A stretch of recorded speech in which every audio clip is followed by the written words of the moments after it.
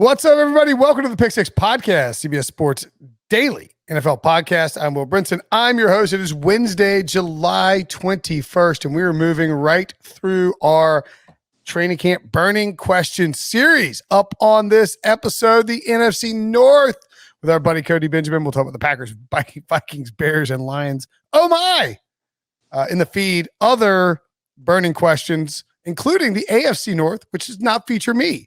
So if you're sick and tired of my whatever agenda you think I've got in this podcast, go listen to John Breach and Ryan Wilson break down the Bengals and Steelers. Thanks to Debo for not making me listen to it. Blah, blah, blah, blah, blah. By the way, go to podcastawards.com/app/sign up and go ahead and vote for your boys, the PickSix Podcast, to advance to the next level on the People's Choice Podcast Awards. That's right. We've been nominated for Best Sports Podcast. Just log in real quick.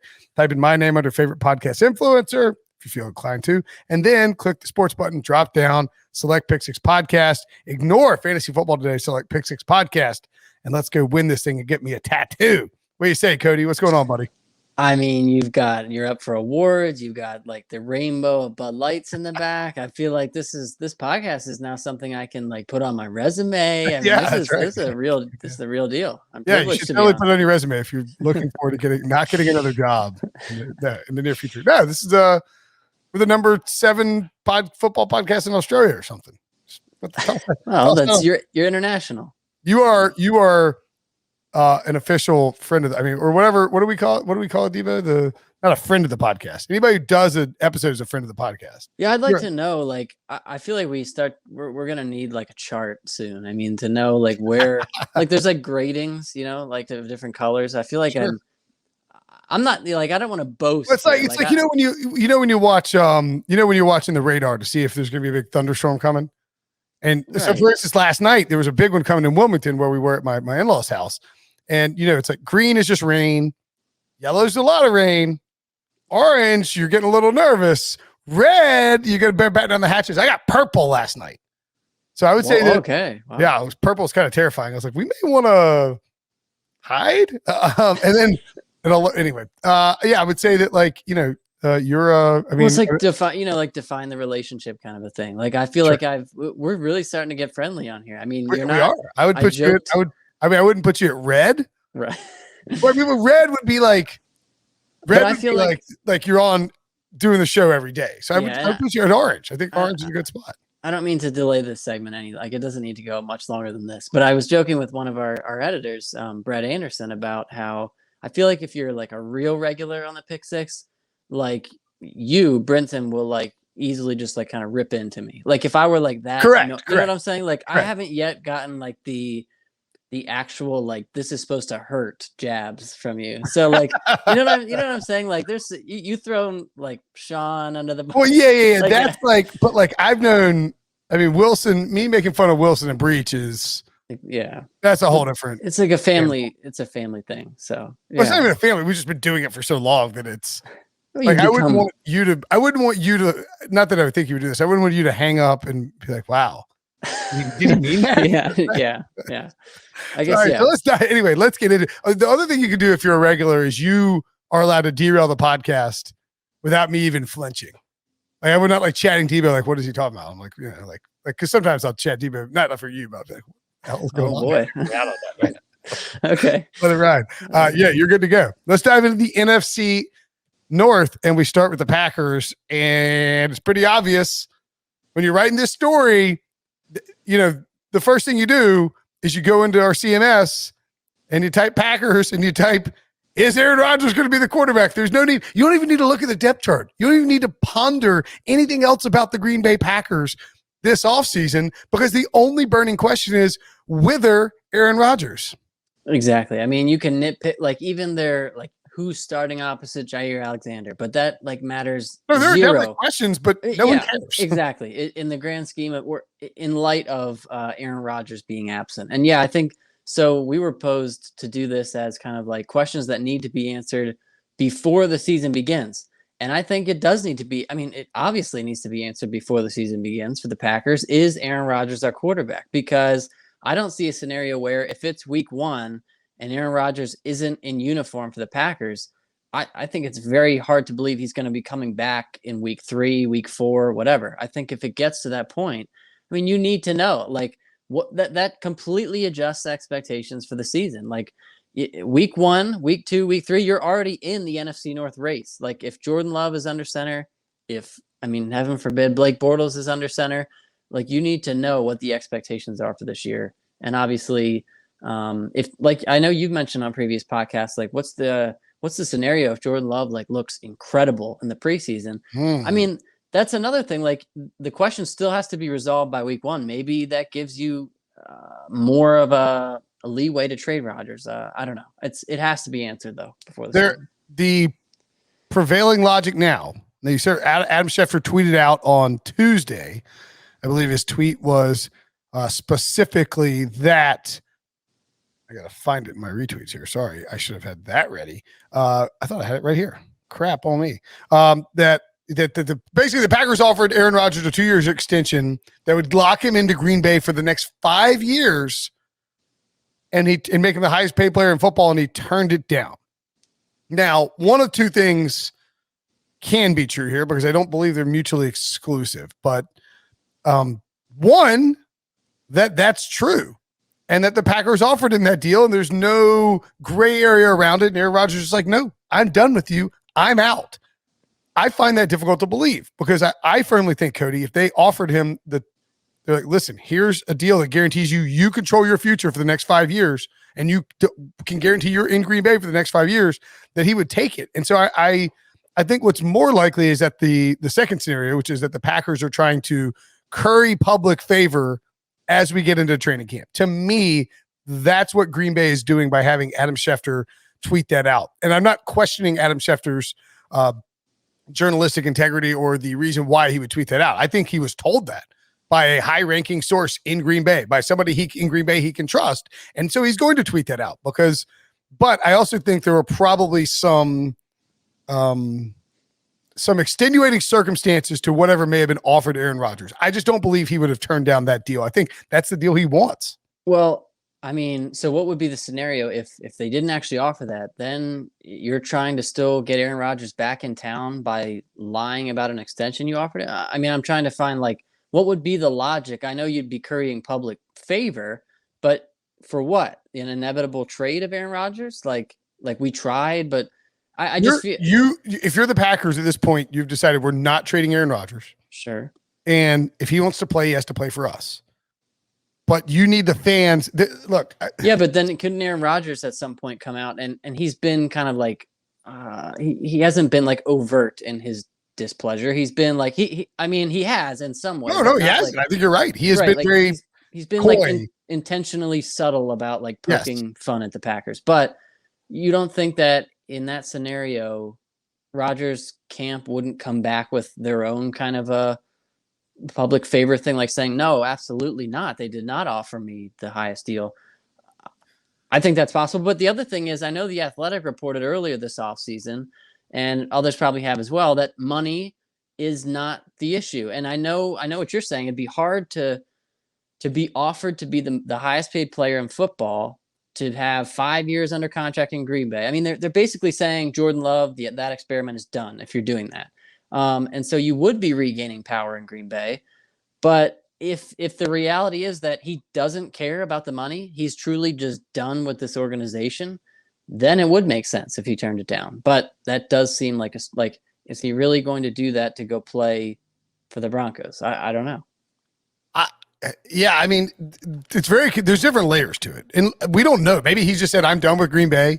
I don't want to play here anymore. I want to play somewhere else. I want to have some say-so in what the team does. You guys won't give that to me. And so I'm simply not going to play for this team any longer. Because he also knows if he doesn't, like, if he retires for this season or whatever, like, let's say he comes back in 2022 or he goes to the Broncos and then he goes to free agency, whatever scenario, somebody would make him the highest paid player in football, right? Like, he doesn't have to take that in Green Bay. I mean, do you think? I mean, he's the reigning MVP.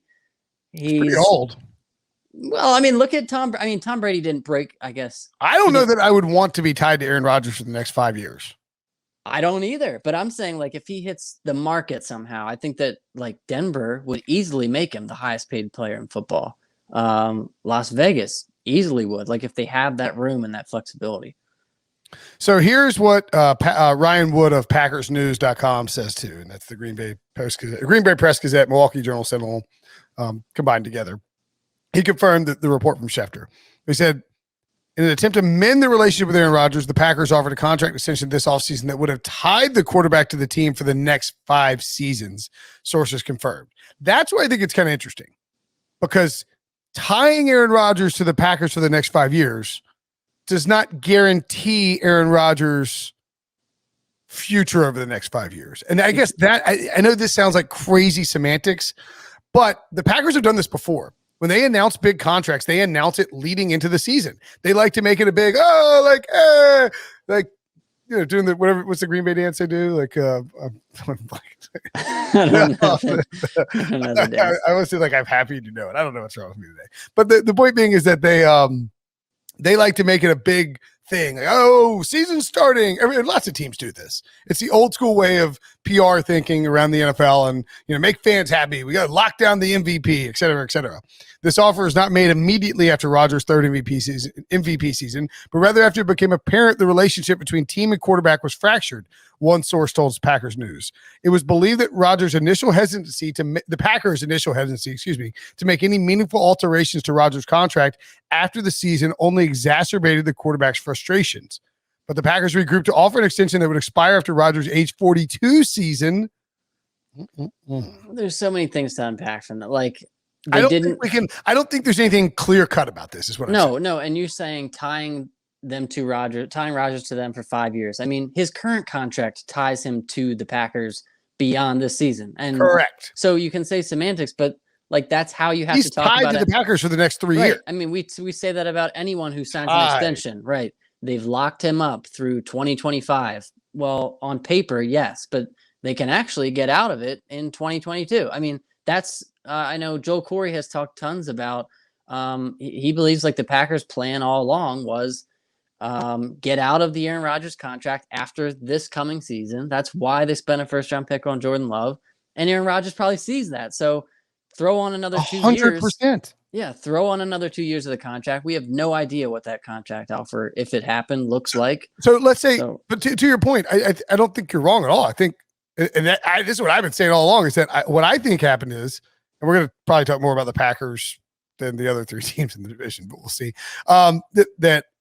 So if let's say he is currently tied to the Packers for 3 years, right? Or is it 2 more years? 3 years after this? 2 more years after this season. So I think it's 2021, 22, and 23, right? He's under contract through 2023, if I'm not mistaken. We'll bring it up with our old pals here at Spot Track. He has the 2021 season, and like they couldn't cut him right now. It would be a disaster from a cap standpoint. It would just have a bunch of dead money moving forward. But in 2022, $39 million cap hit, $17 million dead cap. So you would save $22 million in cap space. That's a lot.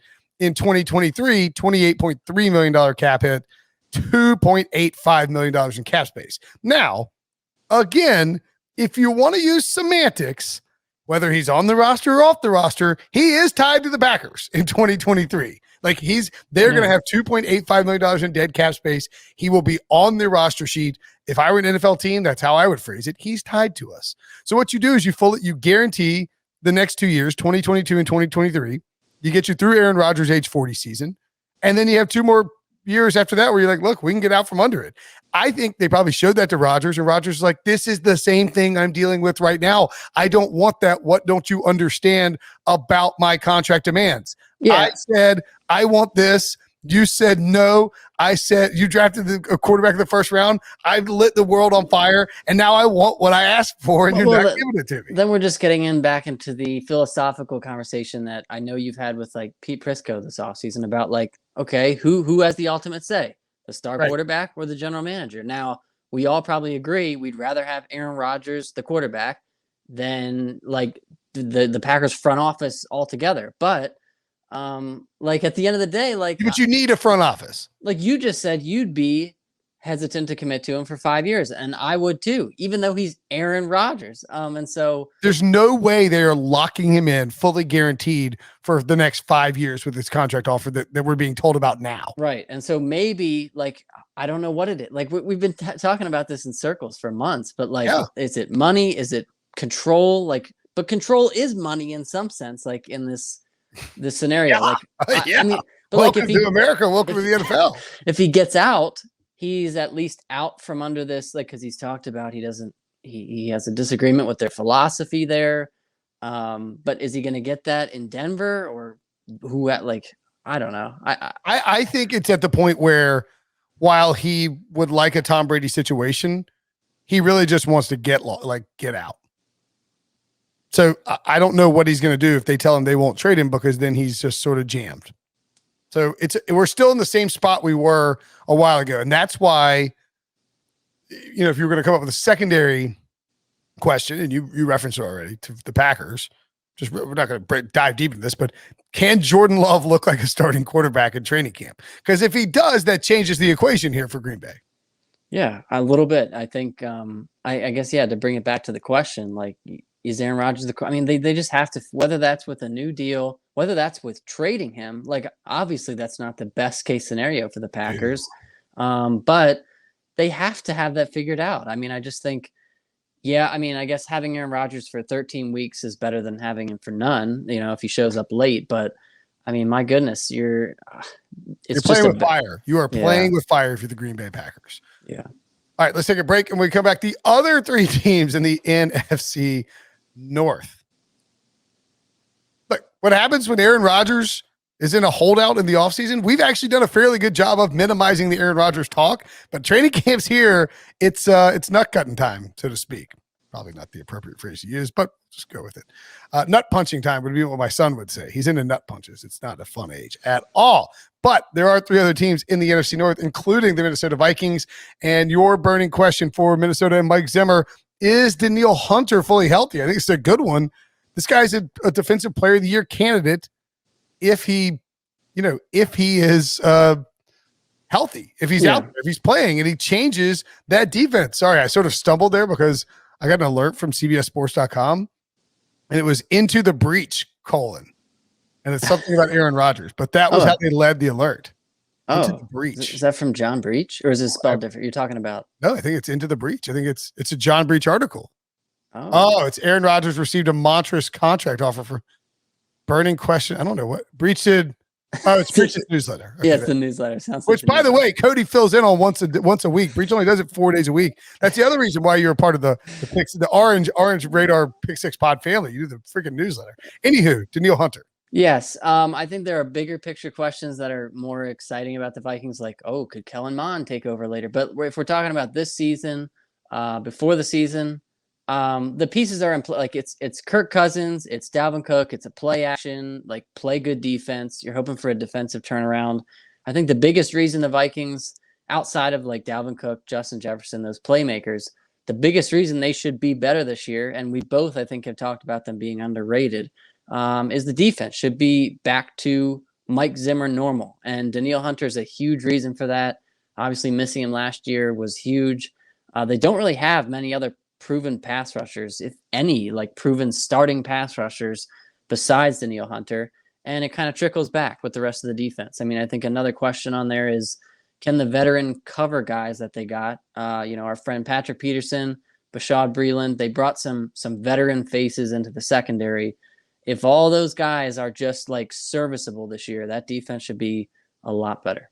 Yeah. And if that, we did the Bud Light hot takes for the podcast. Obviously, you have people get hot and bothered if you try to do a hot take. But I think there's a case to be made that whether Aaron Rodgers comes back or not, that the Minnesota Vikings can win this division. Now, the Packers are a better roster. Well, I don't know, they're not that much better.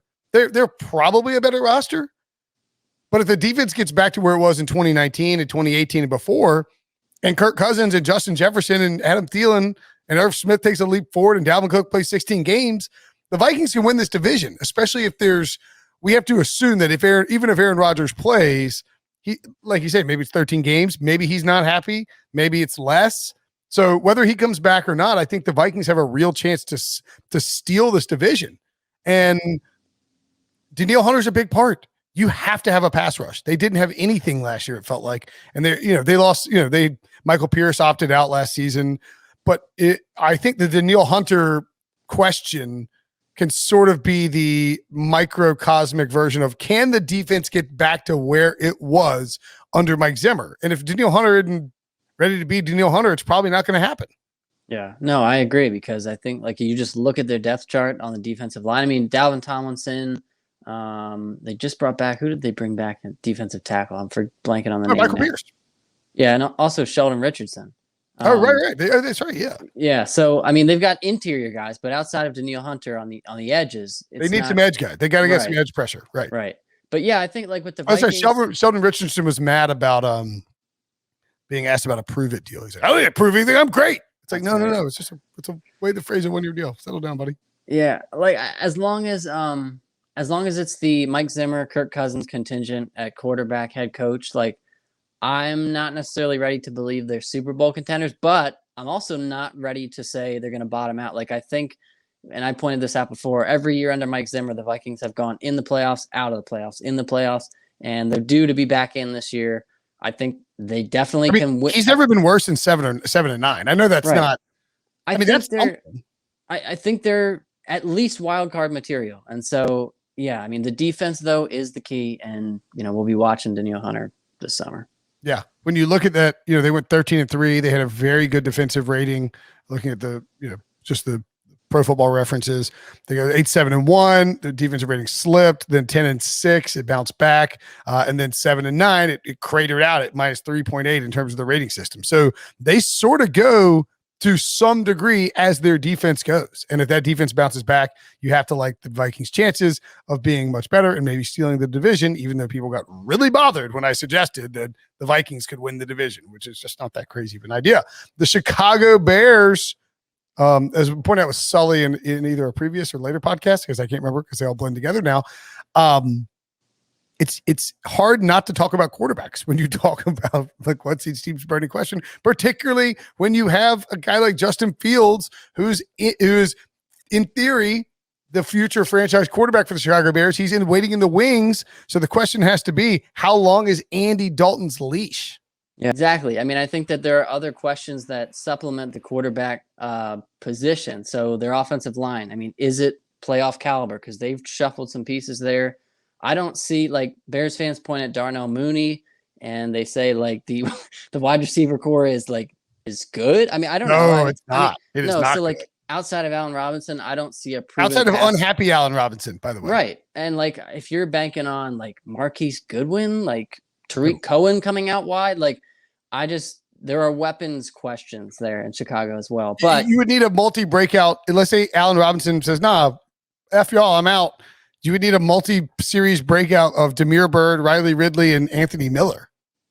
Which probably not likely. Right. So, but the biggest question, how long is Andy Dalton's leash? Because first of all, I think you have to take into account those, like the offensive line and the weapons. Like, are you going to put Justin Fields out there if it's just a trash offense? Like, if everything is falling apart?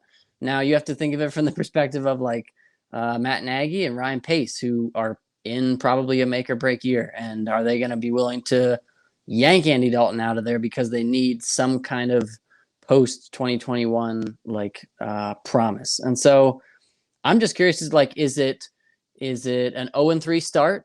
Is that good enough to get Justin Fields in there? Is it like halfway through the season? I think that the Bears need to have an idea of that before you're going into week one, which they've already basically ushered to Andy Dalton on a platter. Yeah, I mentioned this talking about Cam versus Mac Jones and Jimmy G versus Trey Lance. I want to be a little bit more fair to the Bears here, but because I think what they're doing is wrong. It's more about Andy Dalton than it is about their process. Just the idea that he can't get the starting job. I think the 49ers and the Patriots won't give the starting job to the rookies, but I think they're at least leaving the idea open that if the rookies are incredible, we're not going to hurt our team's chances to win this year out of some bizarre principled approach where the veteran has to start. Right. It feels like the Bears are doing that, and I disagree with it. So that was sort of the take there. But yeah, I mean, that's clearly the big question when it comes to Chicago. I would anticipate that we see something similar to what we saw with Mitchell Trubisky and Mike Glennon, just because the Bears are a flat circle. Finally, the Lions. I like this burning question. What is the existence of the Lions? No, we said, what is 2021 all about, and what is an acceptable win total for the Lions? It really is. It's sort of just that's why Lions fans aren't, that's why they're rooting. They're almost Rams fans this year. Right. Rooting for Matthew Stafford. You know, it's like they're not expecting anything out of this team. Just go out and show something. Yeah. Like, if you're like, what do the Lions need to know going into week 1? I think they need to have some kind of a measuring point, like a barometer for, like, what do we need to see from the Dan Campbell regime, like, this year? What do we need to see?